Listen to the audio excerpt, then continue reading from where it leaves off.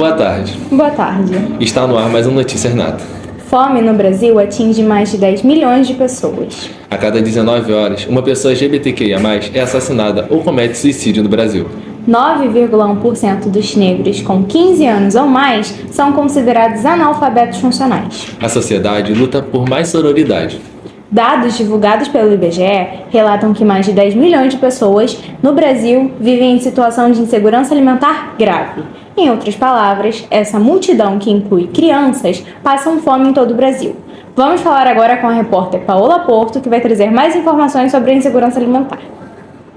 Boa tarde, Larissa. Estamos aqui com a Rosilene, diretora e pedagoga do Colégio Estadual do Rio de Janeiro, Comendador Valentim, e iremos falar um pouco sobre a insegurança alimentar nas escolas. Boa tarde, Rose. Eu gostaria de saber se você já presenciou algum tipo de insegurança alimentar por parte dos seus alunos, de não ter uma alimentação dentro de casa. Oi, boa tarde, crianças. Nós temos o privilégio de estar numa escola que a gente chama de diferenciada, mas ao longo dos anos a gente observa sim que o perfil dos nossos alunos ele vem mudando. A escola ela tinha como ingresso o processo seletivo onde o aluno fazia prova para estar aqui. Com a matrícula fácil em 2017, a escola ela democratiza, então o meu público muda. Eu passo a receber alunos da escola pública. Então aí a gente já percebe essa diferença de público. E com a questão da pandemia, 2020 para 2021, a gente teve uma situação econômica muito desfavorável em todo o país, né? E muitos perderam o emprego, muitos pais perderam o emprego. E aí sim, eu percebi naquele momento ali o quanto alguns alunos estavam numa situação desfavorável. O governo do estado providenciou a merenda que seria consumida na escola para ser enviada para os domicílios. Então ali a gente ouvia relatos do quanto essa merenda estava fazendo a diferença para algumas famílias. A gente vê e lamenta muito essa situação e de fato na pandemia isso foi potencializado. E também sobre isso eu gostaria de perguntar se a verba que o governo disponibiliza é o suficiente, dá para os alunos terem uma alimentação correta, balanceada, ou fica mais apertado? A Secretaria de Educação ela tem nutricionistas que preparam o cardápio e eles liberam um recurso para a compra de merenda via per capita.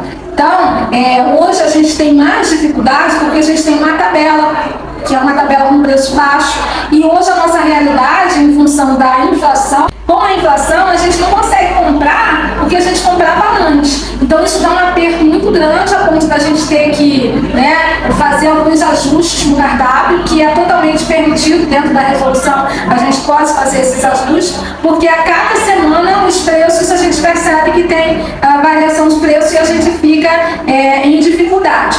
E eu queria acrescentar também a questão da nossa escola ser de horário integral. Então, em função da escola ser de horário integral, o aluno ele fica o dia inteiro aqui, ele tem fome. Se eu for seguir a per capita, aquele pratinho bonitinho, que é o ideal, é o correto segundo os nutricionistas, eu vou ter problema na escola. Então a gente acaba gastando muito mais porque a gente trabalha conforme a nossa necessidade real. E a gente acaba não seguindo o que seria correto, a per capita ali do governo, pesadinho, bonitinho. E eu tô falando de adolescentes, fase de crescimento, adolescentes também. Mas enfim, hoje a gente tem a realidade da inflação e aí a gente, a escola tá igual na casa da gente. A gente às vezes vai chegando no final do mês, a gente já não consegue dar conta daquele diferencial que a gente gostaria. Mas a gente recebe os recursos e os recursos são dentro dessa estimativa que o governo faz, per capita, quantitativo de aluno e um pezinho no prato. Tá bom, muito obrigada por você ter aceitado ser entrevistado pela gente. E agora eu vou passar para a Larissa. Muito triste, né, Alan? Ver o Brasil como um dos países que mais transporta alimentos tem sua população com uma insegurança alimentar tão grave. Realmente, muito triste. Mas um outro assunto que devemos abordar também é o racismo. Segundo o Instituto Sou da Paz, os negros representam 75% da população morta por armas de fogo. Os negros são os que mais sofrem também com desemprego. Vamos falar agora com a repórter Ana Braiane Salles, que vai trazer estatísticas sobre o racismo instalado no Brasil. Em 2019, a taxa de desocupação entre negros foi de 13%. Já entre brancos, foi de 9%. Entre os brasileiros que vivem em extrema pobreza, são 3,4% brancos. Já a porcentagem de negros é de 14,7%.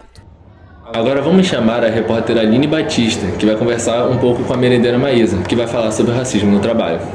Boa tarde, Alan. Então, a gente está aqui com a dona Maísa, né, a merendeira do Colégio Nata, e ela se disponibilizou a responder algumas perguntas, né, pra gente. A senhora já sofreu algum preconceito por conta da sua cor da pele, ou já presenciou algum ato violento?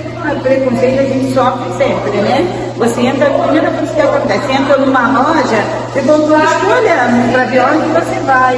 Aí você vai olhar uma roupa, você está olhando aqui em frente, você fala, o que essa nega está olhando? Não tem condições de comprar uma roupa dessa. Isso já é um constrangimento muito grande, né? Você chega, nenhum vendedor para te ajudar. Eles ficam na deles. Aí entra um branquinho, chinelinho, coisa, e eles correm pro lado dela. Isso é um constrangimento muito grande. Você acha que a contratação nas empresas, né, é igualitária para todo mundo, para todos? Não. Não? Não. Por quê? Porque sempre tem a diferença, né? Eles têm essa escolha deles. Você está numa fila, eles vão preferir aquele que eles têm mais aparência, essas coisas. E trazendo mais, né, em relação ao governo, você acha que as medidas que ele tem contra o racismo são suficientes? Mais ou menos, não acho que não, mais ou menos.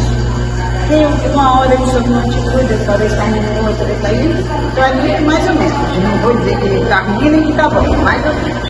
Então, muito obrigada, dona Maísa, por ter aceitado participar da nossa entrevista, né? Porque a gente conheceu o seu ponto de vista como uma cidadã negra e como a sociedade, ela é repleta de racismo em muitas áreas que a gente pode até não ver. Então, muito obrigada por ter aceitado. A gente agradece isso de coração, porque agregou muito para o nosso conhecimento. Então, fica com você, Alan. Obrigada. E o preconceito e a desigualdade indígena? Infelizmente, a nossa sociedade não aborda esse assunto no nosso cotidiano. As crianças só ouvem falar dos povos indígenas no dia 19/4. E de acordo com alguns dados e estatísticas, morar em centros urbanos sem ocultar ancestralidade e as próprias referências é ainda uma luta para mais de 315 mil indígenas. Segundo dados do último censo do IBGE, o número representa 49% do total da população indígena do país.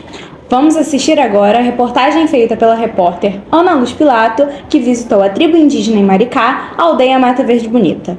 Boa tarde, eu estou aqui na aldeia Mata Verde Bonita, no distrito de Maricá, e eu vou mostrar agora os indígenas e como é.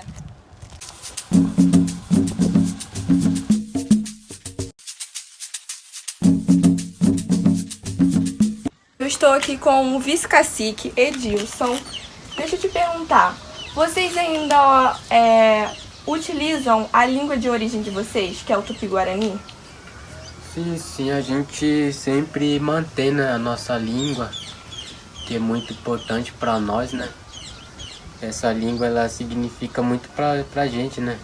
Porque essa é a nossa fala que a gente tem, né? Desde a época que os nossos Guarani que já foram massacrados há muito tempo, né? Mas a gente pretende ter essa língua, né, permanentemente, porque isso é muito importante para nós. Aqui vocês têm a escolinha para ensinar as crianças a língua Tupi-Guarani? Sim, a gente tem sim a nossa escolinha, né, onde as crianças aprendem a falar em Guarani também, né, mas na verdade já aprende desde criança, né, mas a gente reforça, né, na escola que a gente tem. E também tem professores de português também, de ciência, né? Matemática, que vem de fora para dar aula aqui. Aí você pode me mostrar um pouco dos artesanatos? Sim. Essa aqui é um pouco do nossos trabalhos, né? Que a gente faz daqui. Que a gente vende para sustentar a nossa família também.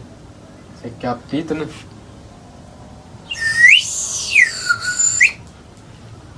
Gostou? É bom.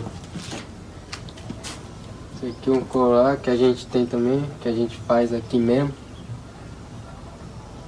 Estou aqui com a cacique Jurema. Boa tarde. Boa tarde. Você consegue usufruir facilmente dos seus direitos como cidadão? essa pergunta muito difícil. Mas eu acho que, né, no meu ponto de vista, acho que eu consigo. Consegue? Você sofre algum preconceito ou ato violento pela sua cultura? Se sim, conte uma história.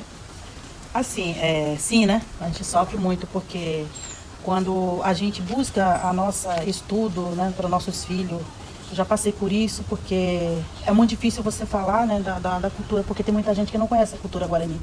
Então, quando manda nossos filhos para a escola, muitas pessoas ficam, né, perguntando como que é a vivência na aldeia, como que é a cultura. E tem gente que não conhece a nossa cultura, fica falando mal da cultura, né? Eu tô falando isso porque eu já passei dentro da sala de aula, né, com meu filho.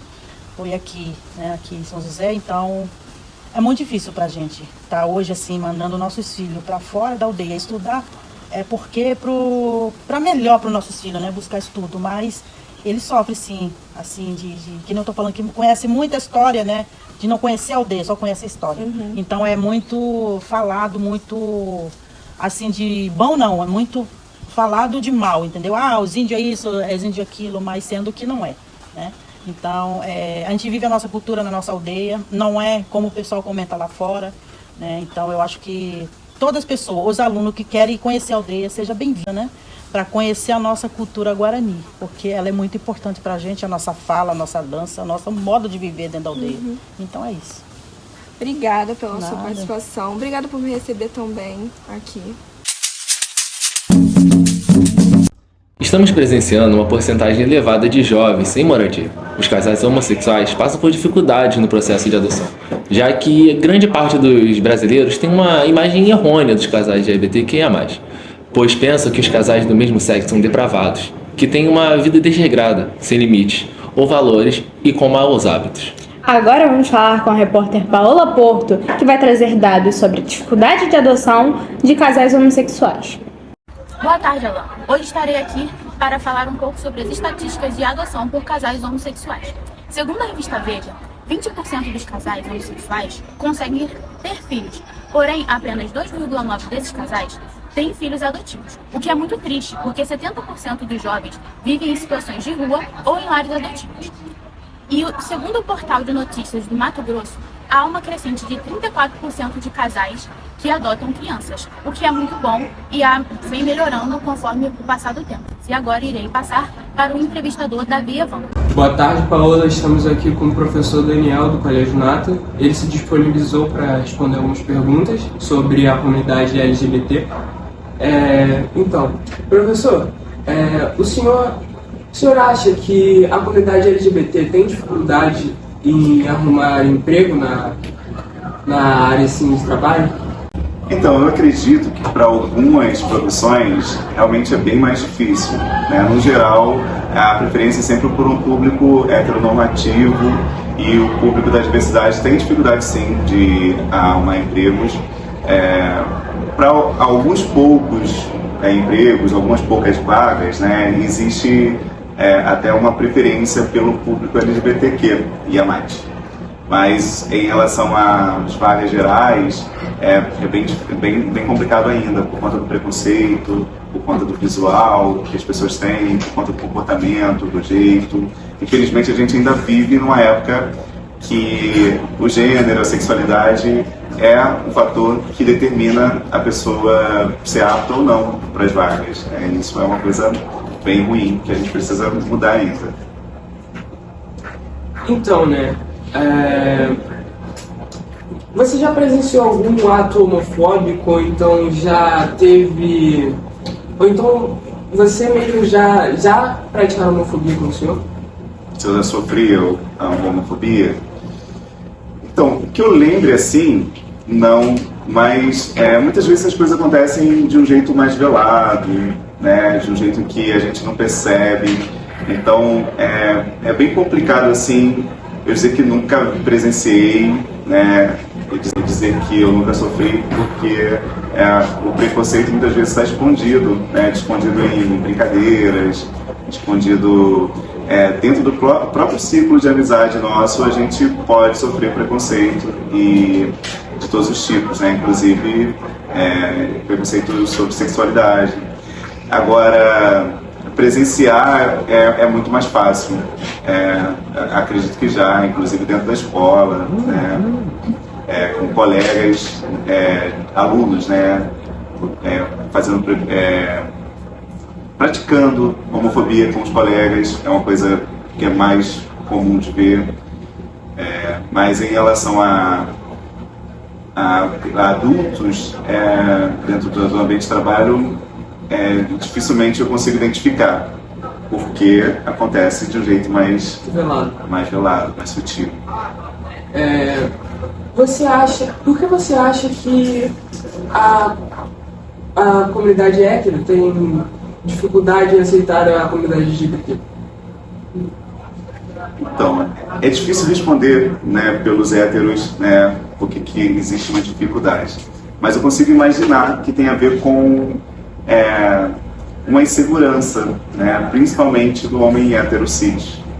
Em pleno século XXI, andar nas ruas de uma cidade sozinha, principalmente à noite, é motivo de medo para grande parte das mulheres. 68% das mulheres concordam com a frase: "Eu tenho muito medo de andar sozinha à noite". Vamos falar agora com a repórter Ana Luz Pilato, que vai entrevistar o advogado Júlio César de Oliveira e a jornalista Marina Escotelaro, que vão expor suas opiniões sobre esse assunto. Oi, boa tarde. Estou aqui com o advogado Júlio César de Oliveira, que é especialista no assunto. Ele vai falar sobre violência contra a mulher. Boa tarde. Boa tarde. O que você entende sobre feminicídio?